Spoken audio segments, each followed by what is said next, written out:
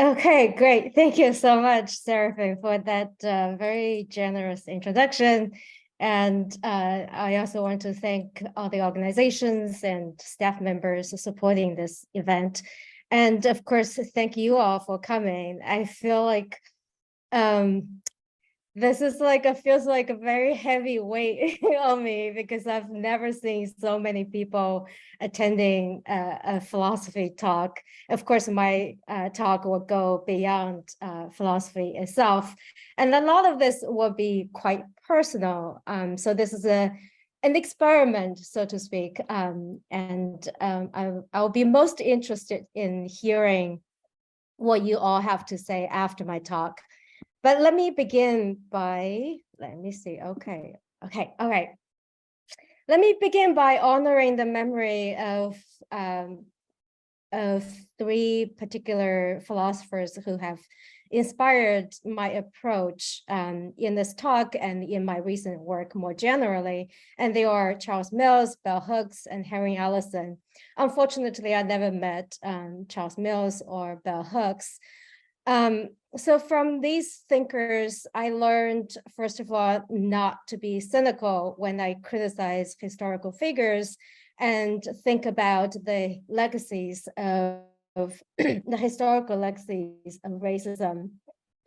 And I also benefited a great deal from reading Bell Hooks' works on love, community building, and liberatory pedagogy. And I have tried my best to incorporate those insights into my scholarly and teaching practices.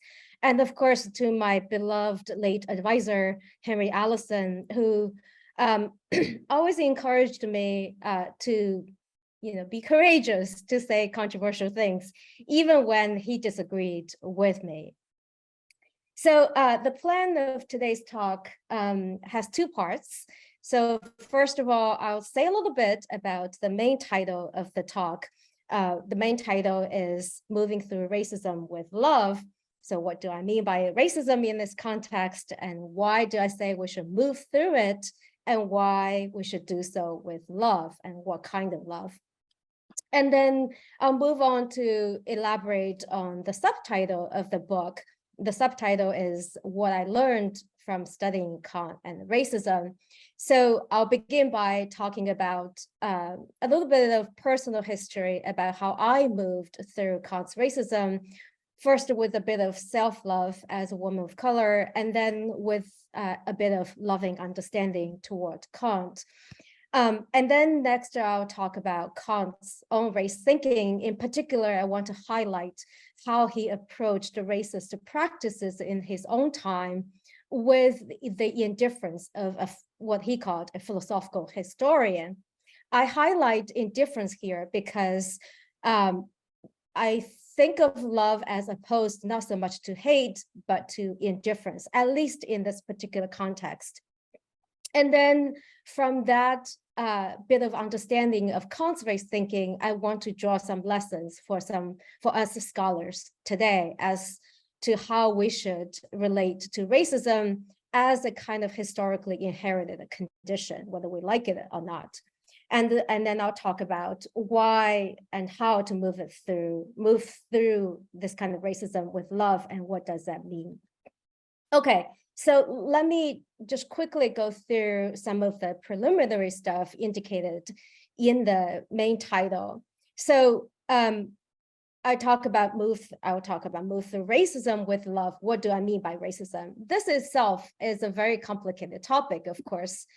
And so you can write a whole book about, what do I mean by racism? So I looked around on the internet and to see what I can find something quick and easy. It was not easy to find a satisfying account of racism that's pertinent to my talk today. And so what I ended up finding is this account of racism that was presented by a city of Seattle, which is one of the most progressive cities in the US. The City of Seattle Office for Civil Rights published this account of racism in 2021. It's publicly available. And what I like about this account of racism is, first of all, it recognizes just how complex racism is, how many dimensions there is. So it talks about 4 major aspects of racism. And it includes interpersonal, internalized, institutional, and structural. And another thing about this account of racism is that it de-emphasizes personal intentions, but it emphasizes the structural aspect of racism. And it talks a lot about racism in terms of the distribution of power, and talks a lot about racism as a historically inherited condition. So draws our attention to the historical, social, and ideological conditions of racism. And so I really like this particular part. And another thing that I like about this account is that it draws attention to internalized racism.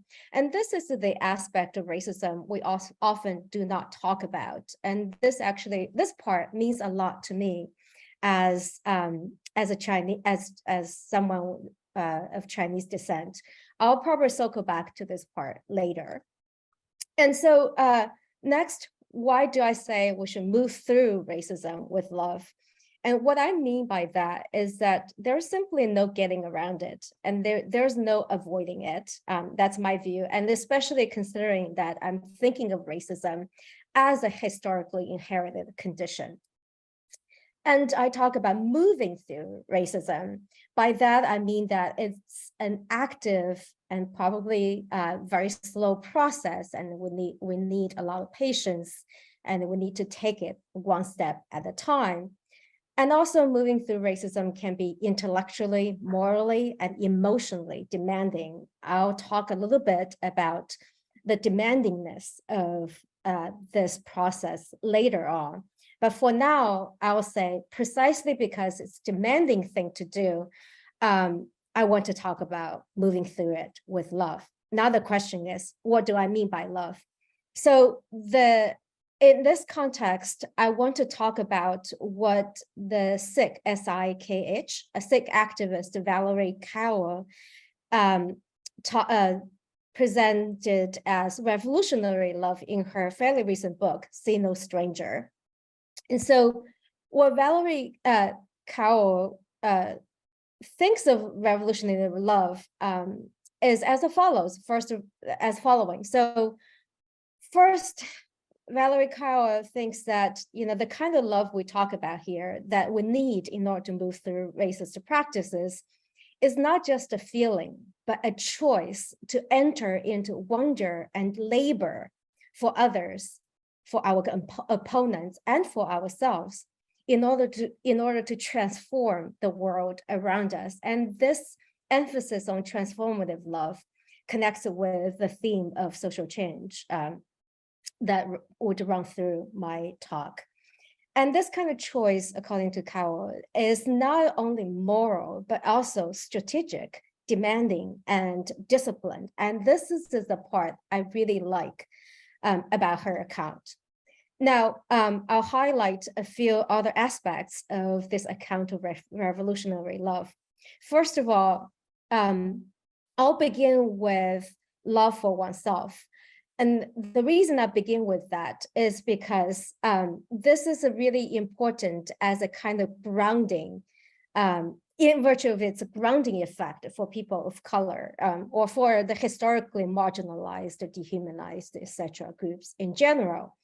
Because what this does is that you can love yourself as unconditionally worthy so that you don't need other people to validate you. And I think this kind of affective state allows the people of color, for instance, to live in this world, as Valerie Kaur puts it, without the burden of hate. In other words, it's life-giving for those of us who feel, who are historically marginalized or even dehumanized.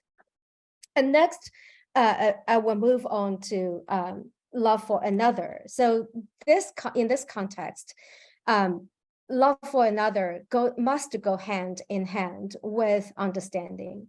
And this is this connection between love and understanding runs through all sorts of spiritual traditions. And here I find it particularly helpful to turn to Martin Luther King's notion of love for the so-called, the ones who oppress you, so to speak. And King thinks that the kind of love for those people who we say describe as oppressors cannot be a sentimental or affectionate emotion, because he thinks it would be nonsense to urge people to love their oppressors in an affectionate sense. Rather, loving this connection, according to King, means understanding, redemptive goodwill, or what he calls agape, to borrow the Greek notion of love.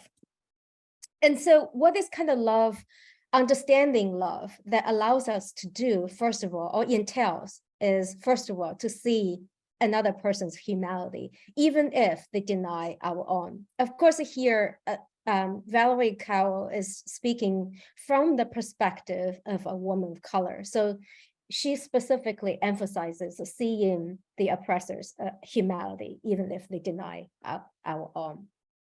And Cowell here, like King, is thinking about a strategic kind of love, because she is thinking about the revolutionary, transformative love. And she would agree that only what is understood can be transformed. So in order to understand, you really first have to listen deeply across differences with an open-minded curiosity, or what Cowell calls wonder, even when, or I would say especially when, the other side holds abhorrent or even dangerous beliefs. So you want to understand where they come from, at least, and to understand specifically the cultural forces and institutional practices that facilitated those beliefs. And the last aspect of Cowell's account of revolutionary love I want to emphasize is her view that love is never indifferent. As I mentioned earlier, in this talk, I want to think of the opposite of love as not so much hatred as indifference. So love is never indifferent, according to Cowell, because it actually demands and orients us toward concrete actions to bring about social, cultural, and institutional changes and make the world a more just and more loving place for everyone. And also, without love, we may stop short at feeling bad for a group of people and then continue to participate in the structures and systems that oppress them. By contrast, love induces what Cowell calls divine rage as systems of oppression. Notice that we're talking about systems of oppression. We're not talking about particular individuals. So it's the kind of rage, according to Cowell, that is precise and purposeful, and hence constructive and not merely destructive. It calls us to reimagine the world and focuses our energy on moving steadily towards the reimagined future. And this kind of process also requires that you be strategic. And this takes me to the last aspect of revolutionary love I want to talk about, which is King's insight that love has to be combined with power. As King famously puts it, power without love is reckless and abusive, and love without power is sentimental and anemic. Power at its best is love implementing the demands of justice. Justice at its best is love correcting everything that stands against the love. And that, I love that quote. I'll come back to the point about power at the end of the talk. Now I'll move on to the second part of my presentation. So I want to I'll begin by talking about my own personal experience trying to move through Kant's racism. So to give you a little bit of context, you'll have to understand what the status quo is in mainstream Kant scholarship with respect to Kant's race thinking. So you can basically tell from all the major encyclopedic entries on Kant that the racialist and the racist aspect of Kant's thinking is basically invisible in the mainstream scholarship. So these major encyclopedic entries, some of which are very recently updated, either don't mention Kant's views on race at all, or they would mention Kant's so-called scientific account of human races in passing without any comments on either this particular aspect of Kant's race thinking or the explicitly racist dimension of his thinking. So one result of this kind of invisibility is what I call a blissfully ignorant me. So I completed my PhD education in 2012, and I started working as an assistant professor at Georgetown University that same year. And I received tenure in 2018. And through all that time, I was just ignorant about Kant's race thinking. And I probably heard rumors, so to speak, about the fact that he held racist views, but like a lot of my fellow Kant scholars, I assumed that there was nothing there serious to think about, and it was not philosophical enough to consider. So I stayed in this condition, this condition of ignorance through middle of 2019. And then I so-called accidentally encountered some serious public discussions about Kant's racism. I'll spare you the details, but anyhow, it was in the middle of 2019 at this American Philosophical Association's Central Divisional meeting where I ran into a public discussion of Kant's racism. And it had huge impact on me. And I went through all sorts of emotions. I was shocked. I felt ashamed about my own ignorance. And I felt a sense of grief. And I also went through an intellectual as well as moral crisis. And but then I eventually decided I needed to be healed by myself through writing and understanding. And I wanted to do so with a forward-looking vision. And so that led me to this book that Seraphim mentioned in the introduction. So the way I handled this topic has a lot to do with my personal, who I am, so to speak. So I am what the Americans call a woman of color. I was also raised with a Buddhist worldview. And this is actually why I found Kao's account of revolutionary love particularly empowering. And that's also why I begin by talking about self-love as a kind of grounding affect for a woman of color, because this really allowed me to live, to move on without the burden of resentment, and to move through some of the racist writings in Kant without feeling degraded, so to speak, even though you could see my so-called yellow race being denigrated repeatedly in Kant's work. I found this particularly important. And next, my Buddhist upbringing would also emphasize the connection between love and understanding. And so this allowed me to kind of practice a kind of intellectual empathy towards Kant, even with respect to his racist writings. And lastly, but not least, is that love, the kind of love that we're talking about here, is never indifferent. And it allows me, or focuses my vision forward and it orients me toward action. So that's why my book actually ends with a forward-looking conclusion, because I really want to find ways to move forward with all that. And so I often say that this book is my truth and reconciliation with Kant. And I recognize that the point of my criticism, or I should remind myself, I constantly reminded myself that the point of my criticism is never to tear down, but always to build up better.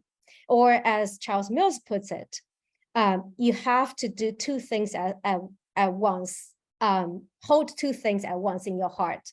One is, first you have to honestly get it right. And then you have to have this forward-looking vision about how to make it right. And these are aspirations of us philosophers. Okay, so let me kind of move through that. With first bit is a little bit of so-called get the truth part.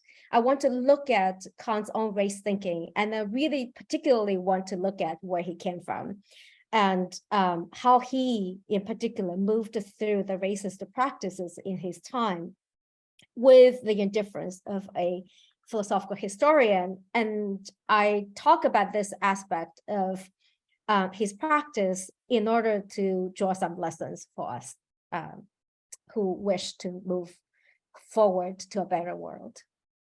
Okay, so first, I want to say that contrary to the common assumption about how to think about Kant's racist thinking, I do not think that Kant's racist thinking is simply in contradiction with the so-called good core of his philosophical system.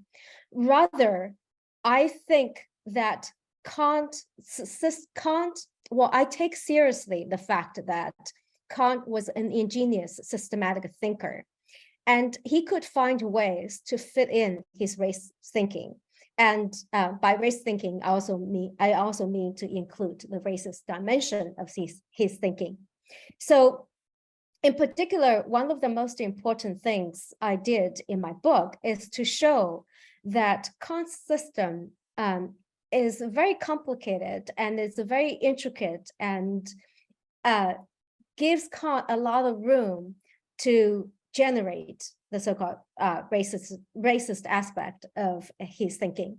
So the most important part is to tease apart different levels of discourse by looking at Kant's method of abstraction. If anyone is interested, I'll talk a little bit more about Kant's particular method of abstraction, which is different from classical kind of abstraction. And so, but I'll skip the technical details here. What I want to say here is that Kant's system has this different levels of discourse that he could separate, and before he eventually connected them by means of abstraction, or what I call real abstraction. And each level of these discourses has a particular notion of human being attached to it. So at the highest and most abstract level, you have Kant's pure moral philosophy, which he first developed in the groundwork of the metaphysics of morals. At this level, Kant is thinking about human being in an extremely abstract way, as mere human beings as such, in abstraction from their concrete conditions of embodiment. And then Kant recognized that this level of abstraction is not enough for his complete moral theory. So he would come down to the level of pragmatic anthropology. And this level is a little bit more concrete, but it's still a little bit of abstract. So at this level, Kant thinks of human being in terms of a free acting, yet to be perfected rational animal. It's a particular species. And then again, that's still a little bit of abstract, because when Kant talks about species, he's not talking about an aggregate of concrete human beings, but rather he's talking about species in general. So then he comes down to a more specific level, which is the level of physical geography. This is an area that he held lifelong interest in, and he taught this subject, as many of you probably already know. Kant taught physical geography for 4 decades. And this is the place where Kant talks about human beings as spatio-temporally particularized inhabitants on Earth. And this is also the level at which Kant's race thinking get off the ground. Now, what allows Kant to bring these levels together and get to the so-called racist aspect of his thinking is his teleological conception of history. So Kant recognizes that the moral vision he laid down in the groundwork, for example, is extremely abstract, and also it's not yet reality. So it has to be realized by human species over a long period of time. So Kant is thinking about how the human species could get there over time. So Kant can think in abstraction that every human being, as a member of species, has a certain kind of innate germs or chimer for moral development. But these germs have to be developed over time under certain conditions. And these conditions include both external conditions, such as political situation, and internal conditions. And these internal conditions, according to Kant's anthropology, include things like inner drive, certain affects and passions, and the ability to form abstract concepts and principles. And this is the part where Kant's race thinking comes in, because Kant thinks that the distribution of these inner conditions are unequal across along the racial lines. And so Kant thinks that if you need, say, certain drives and passions in order to, leave the state of nature, for example, and to get this whole process of moral development started, Kant thinks that there is a particular race that lacks these drives and passions. This is represented by the so-called the red race, represented by the American Indians. So, and then next comes to the black race, and next comes to the yellow race, and they all lack also all sorts of internal conditions. And by contrast, the white race possesses all drives and talents. And so what Kant eventually gives us is this picture that connects race and destiny. So basically, if the moral germs need time to develop, if human species has to go through all these stages before it can be moralized eventually, then according to Kant's race theory, you have all these non-white races who, for lack of all sorts of internal conditions of development, are stuck in the past of the history, whereas by contrast, the white race alone possesses all sorts of drives, all sorts of passions, all sorts of talents that allow them to be cultivated and civilized and eventually moralized. And so one thing I also want to emphasize here is that I'm not just talking about Kant's own race thinking. It's not just about what Kant himself thought. And this is the second aspect of my book that allows me to move beyond the current discourse on Kant and racism. This is the place I emphasize that Kant was not just thinking in his own head. Rather, he was thinking and talking and presenting his views out loud in front of others. And he was a powerful social actor who was situated in the nexus of power relations and meaning-making agents. And he was a social actor who was specifically a prominent scholar and a lifelong educator. And this latter aspect, unfortunately, is often not taken seriously enough. So this is also the context in which I want to emphasize that Kant presented a lot of those views in front of his students for decades. Okay, so, and then another thing that's worth emphasizing is the fact that Kant developed his race thinking against a specific historical context. And the historical context includes not only colonial violence, but also racial slavery. So here I want to emphasize the racial slavery part. And this is the part I want to tease out my observation that Kant moved through the racist practices in his time with indifference of a philosophical historian. So here's what Kant, the moral philosopher, could say in abstracto. So as we all know, if you know anything about Kant's moral philosophy at all, you know the formula of humanity.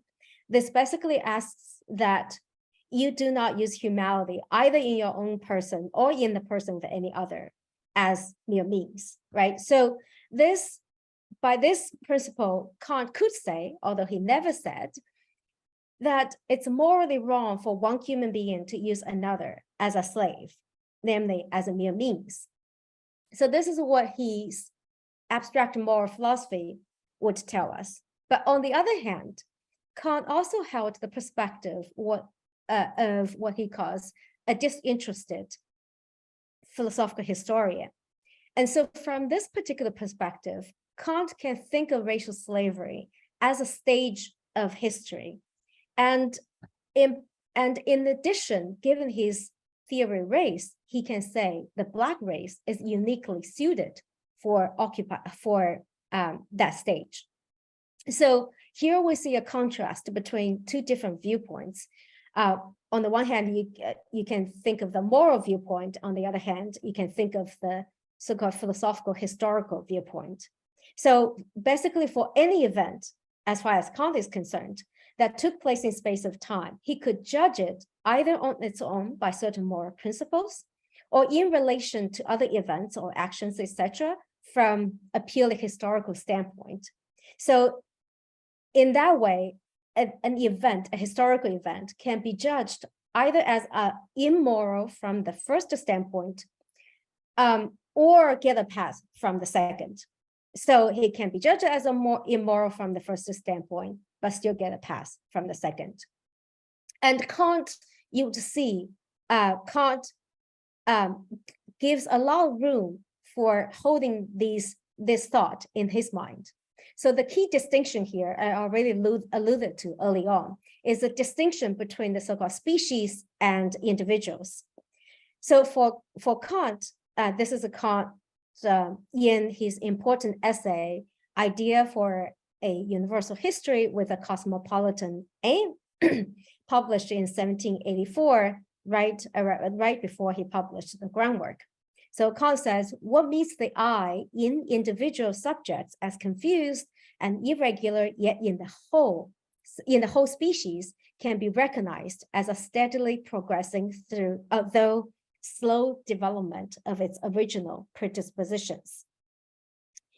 And here, importantly for Kant, species is not an aggregate of individuals. So what is true of the species may not be true of the individuals. So by species, Kant means temporally extended series of generations.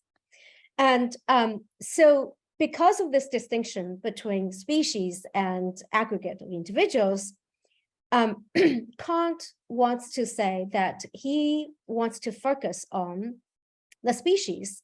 So he can say that if all natural predispositions, which is similar to the germs I mentioned earlier, if all natural predispositions of humanity are determined sometime to develop themselves completely and purposively, namely to realize particularly realize the humanity's moral potential, this complete development can be realized only in a species, but not in the individual.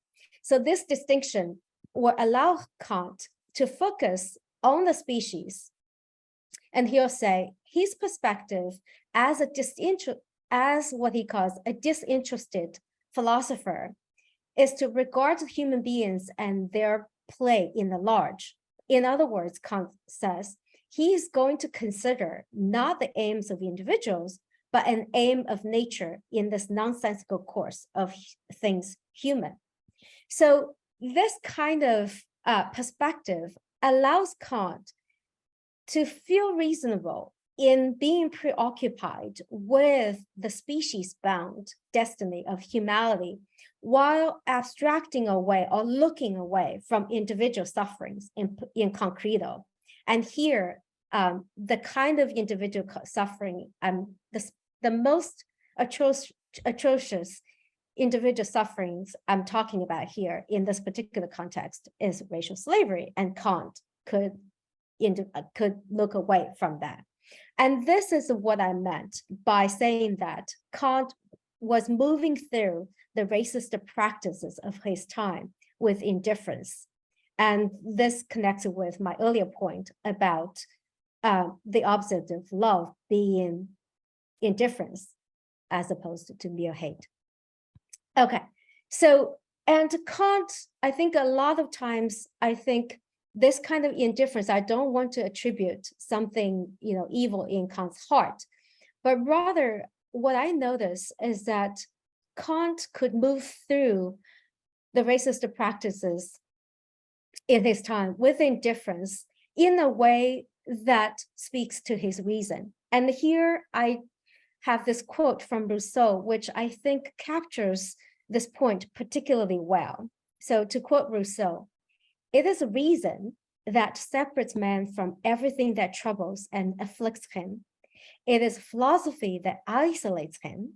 By means of philosophy, he secretly says, at the sight of a suffering man, perish if you wish, I am safe. Only dangers that threaten the entire society would disturb the philosopher's tranquil slumber and rouse him from his bed. Now that last bit also actually can also capture the claim that Kant later, very late in his career, supposedly changed his view about slavery. I'm not elaborating here. I have a separate paper on this particular topic.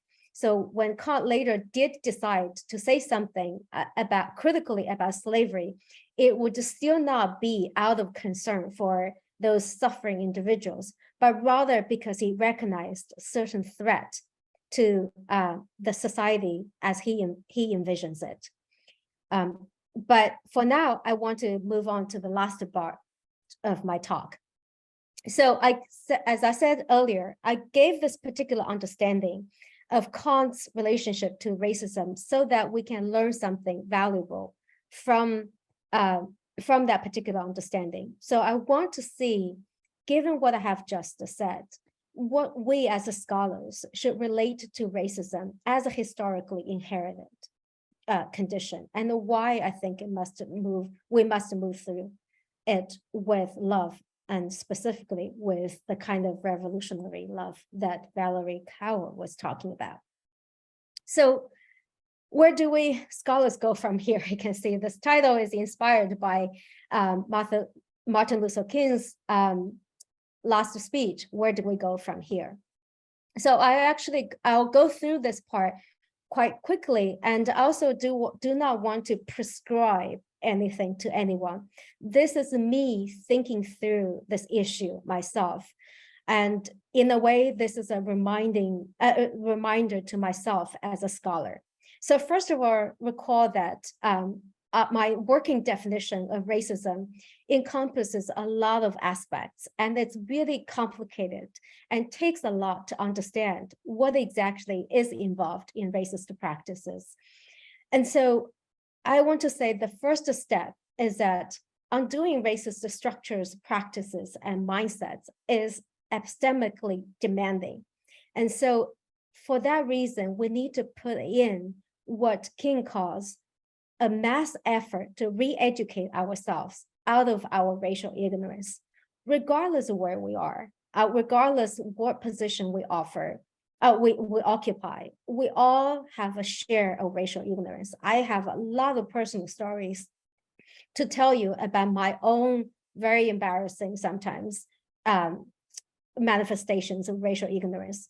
We just have to figure out how to educate ourselves better. And in particular, as King says, nothing in the world is more dangerous than sincere ignorance and conscientious stupidity. And I have to say that I myself embodies that now and then, and still today. Okay, and in this regard, I also want to warn against a merely abstract and purportedly colorblind version of egalitarianism. If we really care about racial equality and justice, I think we should also study the non-ideal conditions of inequality and injustice in concreto. And as King would say, right, loose and easy language about equality sounds good to our ears, but we need to show that we really care. We have to give some credibility to our talk about equality, and that demands that we learn and we study about the non-ideal conditions under which inequality and injustice show up in concreto. And doing all that work can be emotionally demanding as well. As I shared with you early on, I went through all sorts of emotional states, and they were not pleasant states to be in. And what I learned is that we can learn a lot from our affective states. We can sometimes feel defensive. We can sometimes feel afraid. We can sometimes feel anger or grief, all sorts of things. What we need to do is to pay attention and learn from, pay attention to and learn from our affective states, non-judgmentally or with a little bit of self-love. And also, it's important to know that it's not just about you individually. And again, here to borrow Valerie Carroll's insight that I quoted earlier, the kind of love we're talking about is a choice to enter into labor for others. It's not meant to be easy. And it's not meant to be just about you, but we have to labor for everyone, because everyone will have to be included in the world we strive to remake. Okay, and finally, I want to circle back to this point about the relationship between love and power, right? As King said, love without power is merely sentimental and anemic. And sometimes you need to recognize that sometimes your social position comes with certain kind of positional power. If you do have that, I suggest that we should use it well and use it to assist others and to lift others, and to do so with what King calls a spirit of creative altruism. And don't underestimate that the fact that we all have power, regardless where we are. And no one, I think, no one is completely powerless. And maybe I'm being naive about this, but at the very least, we can find creative ways to build what the philosopher Robin Jun talked about as solidarity, as collective power from below. And by the way, I recommend anything that Robin Jun has published on this topic, and her work is fascinating for those of you who are interested in social change. Okay, and then lastly, and this part is dear to me as an educator. If you're also an educator, I suggest that you treat your classroom as a site of intervention and teach to transgress. This is something I borrowed from Bell Hooks. Namely, you can treat your teaching as a liberatory, transformative, and empowering practice. And I can vouch for that kind of practice. And I have felt very empowered myself by approaching teaching this way. And I have also drawn a lot of joy from approaching teaching that way. And last slide. And wherever you are, and this circles back to Charles Mill's insight that we should never be cynical and that we should never give up too soon. at least not without trying really hard. And so let's just practice all this with a bit of radical hope and with a bit of active hope. And thank you for your attention. All right, that's it.